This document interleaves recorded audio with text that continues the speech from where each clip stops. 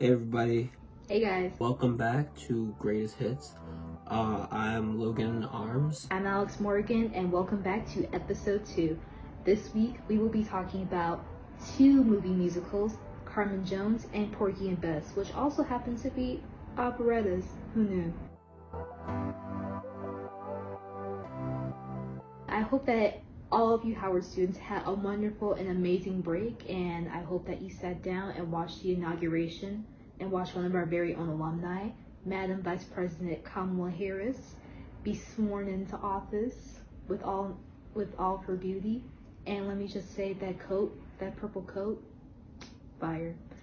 But let's get back. So the two movie musicals that we'll be talking about this week, as I said before, are Carmen Jones and Porgy and Bess.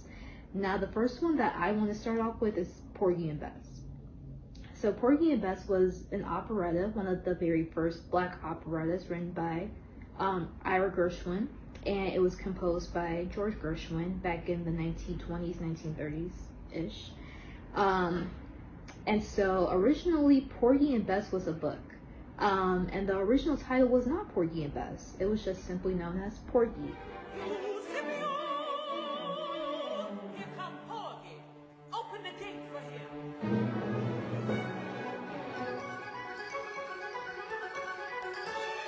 And centered around a disabled man named Porgy, who was a beggar within the streets of South Carolina. In this case, in the name of the movie musical, I believe it's called, the kind of like neighborhood area is called Catfish Skillet. And so George Gershwin was interested in turning this into, an operetta / movie musical, the one that we know now for, its greatest hits, Summertime, and Bess, You Is My Woman Now, I Love You, Porgy, all the greatest hits, and turned into like the common beloved musical that we all know and love today.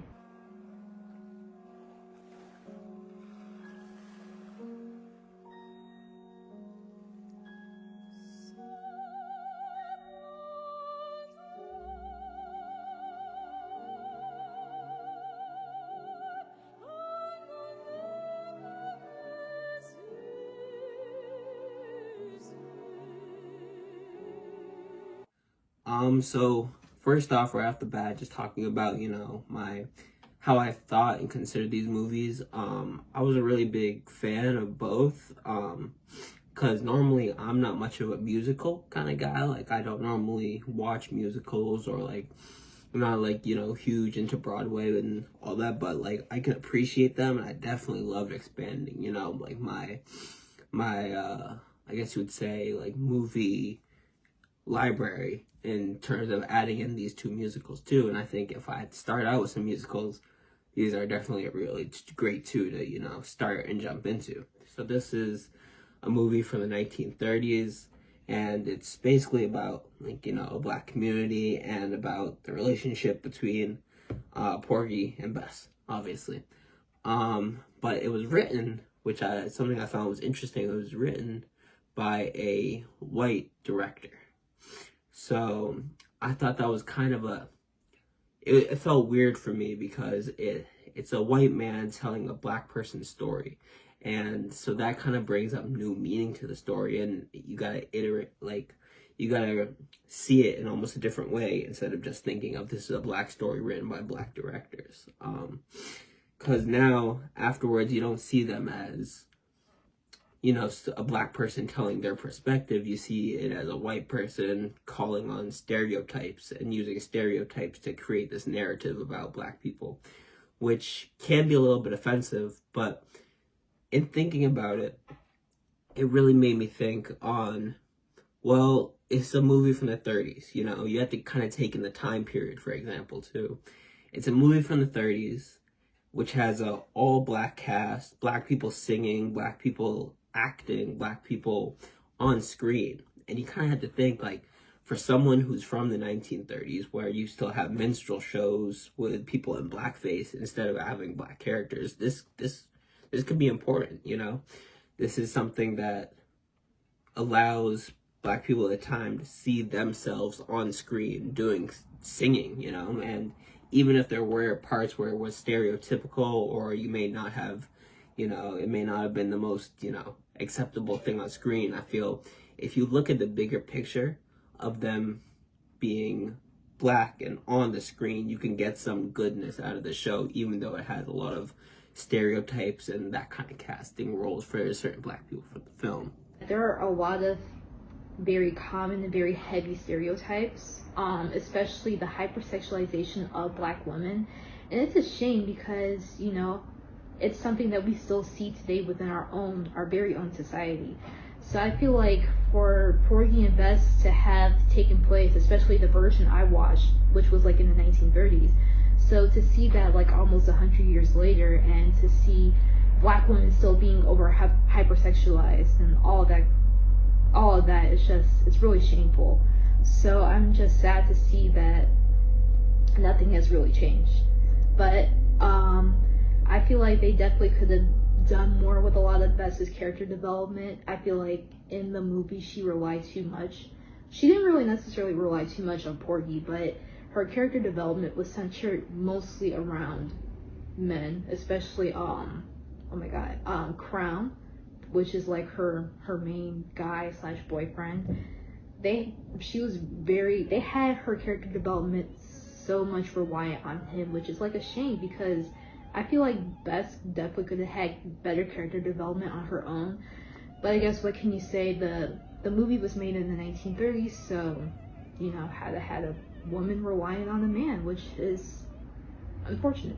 There's so many stereotypes, just like about how blacks within the black community are like violent, and all these stereotypes that we see like within our society today, which is like, really, like, have we learned nothing about this?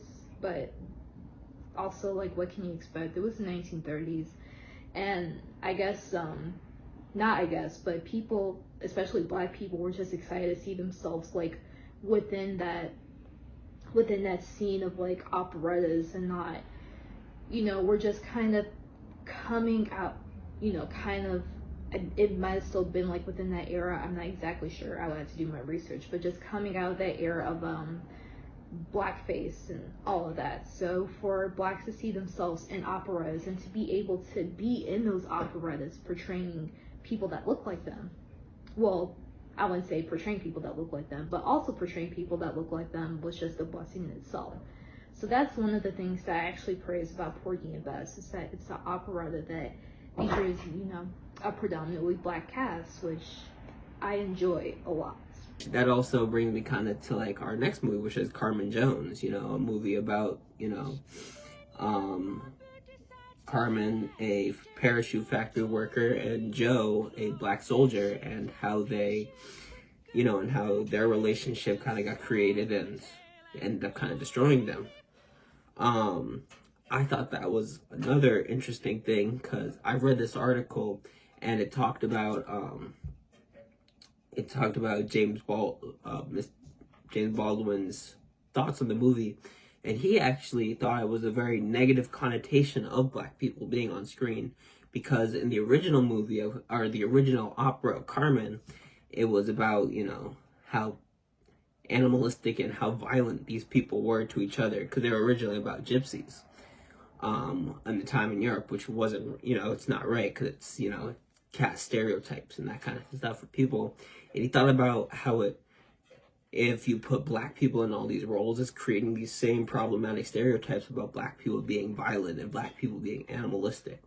And after reading that, I can see his point for sure. I thought the movie, it didn't portray black people in the most positive light, especially for the time. It kind of portrayed them as people who are very violent, people who, they don't think out, long consequences of certain actions. Carmen, and how she kind of moved from place to place, and then there was Cindy Lou, and how Joe just left Cindy Lou to be with Carmen. And even though Cindy Lou, in my whole lot better, Cindy Lou was be hands down, because she was a real ride or die for Joe, and he just didn't appreciate that. So I think there's a lot to say between those two, between thinking on how in Porgy and Bess they use stereotypical roles as black people written by a white director, and then how even 50 years later, in the 50s with Carmen Jones, they were still having black people portrayed in a negative connotation. Even though you could say that there were positives to it, because once again, it's black people on screen, black people singing, and this is in the 1950s. Jim Crow is still in the South, still huge racism. Black people aren't often shown in the movies, but to see black people on screen doing beautiful singing, it kind of, it makes you think about, there are some negatives and some positives, and you got to really kind of ask yourself, do the positive outweigh the negatives, or the negatives outweigh the positives? So in going to the movie, that's something I looked at quite a bit, and that's something I feel like I couldn't tell you how to feel about it, but that's like something you gotta decide for yourself. But also, there's just a lot of pitting women against each other, the Madonna whore complex, and then the idea just in around, I don't know, man. There's just a lot of stuff in Carmen Jones and Porgy and Bess as a whole that I want to talk about, but it's just a lot. And there are just a lot of common stereotypes that you see within the worlds of Porgy and Bess and both Carmen Jones when you compare them. But also just to kind of get down to the whole idea that Porgy and Bess and Carmen Jones were directed and written by, Carmen Jones was directed by Otto Preminger, who is white, and Porgy and Bess was written and I'm pretty sure musically directed and directed as well by the Gershwin brothers, who were, George Gershwin himself, who was white. So just to kind of get that very narrow, one-sided idea of a white man who just puts in all these stereotypes and all these ideas into what the black communities is supposed to represent, it feels so, I don't want to say wooden, but it just feels so narrow-minded, very one-sided, and it just watching these movies really makes me see how much we've kind of grown, but also regressed to that era where we see we're starting to see the progression of more multifaceted black characters, not so linear and stereotypical and very outer kind of one-sided characters. So I will kind of appreciate Carmen Jones and Porgy and Bess in the way that they were kind of the examples of we definitely should be steering more away from this, but also you have to congratulate them because they featured heavily black, very heavily black casts within both worlds, and both worlds were, black people themselves probably would have never seen themselves in operas or movie theaters or whatnot. So I will give a 2 thumbs up to both Porgy and Bess and Carmen Jones because I do love those movies. I am a musical theater buff, but there's a lot wrong with those movies. But to close it all off, I will give my ratings, my reviews of the movies. And for Porgy and Bess, I'm gonna give it a solid, probably 2.5 stars. And for Carmen Jones, I will give it 3 out of 5 because while both are great musicals, and as I said before, as I mentioned multiple times I should say, that they do portray predominantly black cast. It's just a lot of things, just watching it from the perspective of somebody from Gen Z from the 21st century, that I just do not agree with. But overall, really good movie musicals and really just good themes that, the black community and especially myself as a black woman can relate to and try to change and make an example out of today. So to give it a rating, I would give Porgy and Bess didn't enjoy it. I give it a 3 out of 5. And then Carmen Jones, I would give it 4 out of 5 because I really did like Carmen Jones a little bit more. I think it might just been the dialogue because it helped me get into the character more and helped me understand their struggle more because I knew more what they were saying and what they were feeling and that kind of stuff as well. So I really encourage you, all the watchers of this video, to check out Carmen Jones and Porgy and Bess. And, comment how you feel about them. Comment, what you thought, how you thought stereotypes played into these roles. Was it more beneficial to have black characters on screen, or more beneficial to portray black people more accurately in film? And are we still doing that today? So yeah, I hope you enjoyed this video, and I hope you enjoyed those two movies. And yeah, I'll see you with the next review.